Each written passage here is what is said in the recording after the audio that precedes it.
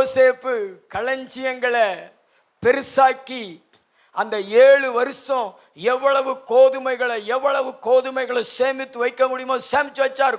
குட்டானாக நீங்க சேமிச்சு வைக்கணும். ஆனா யாருக்காக சேமிச்சு வைக்கணும் அப்படின்னா, கர்த்தருக்காக, ஊழியத்துக்காக, ஏழைகளுக்காக, ஜனங்களுக்காக சேமிச்சு வைக்கணும். அதுதான் தேவனுடைய திட்டத்தை அறிந்து கொண்ட மனுஷனுடைய செயல்பாடு. தேவனுடைய திட்டத்தை நீங்க அறிந்து கொள்ளாத மனுஷியா இருந்தீங்கன்னா சேமிச்சு வைப்பீங்க, உங்க அக்கௌண்ட்ல சேமிச்சு வைப்பீங்க, உங்களுக்காக சேமிச்சு வைப்பீங்க. அது ஒரு சுயநலம். ஆனால் உங்களுடைய சிந்தனையில ஊழியத்துக்காகவோ அல்லது ஏழைகளுக்காகவோ கஷ்டப்படுறவங்களுக்கு உதவி செய்யணும்னு சொல்லி நீங்க சேமிச்சு வச்சீங்கன்னா நீங்கள் தேவனுடைய திட்டத்தை அறிந்து கொண்ட மனுஷர்கள். நீங்கள் தேவனுடைய திட்டத்தை அறிந்து கொண்ட மனுஷிகள். ஹல்லேலூயா. உங்களால மற்றவங்க உங்களிடத்துல தேவையோட வரும்பொழுது இல்லை என்று சொல்ல மனசு வராது. நோவா காலத்துல ஜனங்க அழிஞ்சாங்க. நோவாவின் குடும்பத்தை மாத்திரம் கர்த்தர் காப்பாத்தினாரு. அதே மாதிரி இந்த எகிப்து தேசத்துல பஞ்சம், பூமி முழுவதும் ஒரு பஞ்சம். 7 வருஷத்துல மனுஷ உயிர்கள் அழிஞ்சு போயிடக்கூடாதுன்னு சொல்லிட்டு கர்த்தர் ஒரு இரட்சகனை ஏற்படுத்தினார்.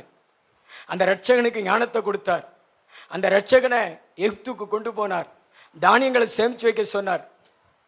7 வருஷம் பரிபூர்ணம் முடிஞ்ச உடனே சேமிச்சு வச்சாரு.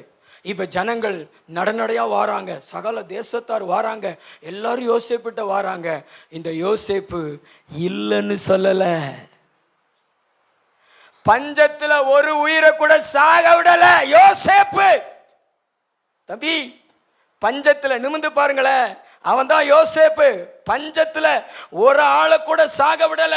கொஞ்சம் பணத்தை வாங்கிட்டு நிறைய கோதுமையை கொடுத்து மூட்டையாய் கொடுத்து அனுப்பி ஜனங்களை பிழைக்க வைத்தார் யோசேப்பு.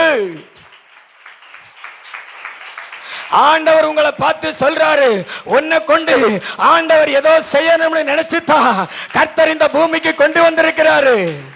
நீ மற்ற மிருகங்களை போல ஏதோ பிறந்தோம், ஏதோ வளர்ந்தோம், ஏதோ வாழ்ந்தோம், கல்யாணம் முடிச்சோம், குழந்தை குட்டிகளை பெற்றோம், செத்தமணி இல்ல.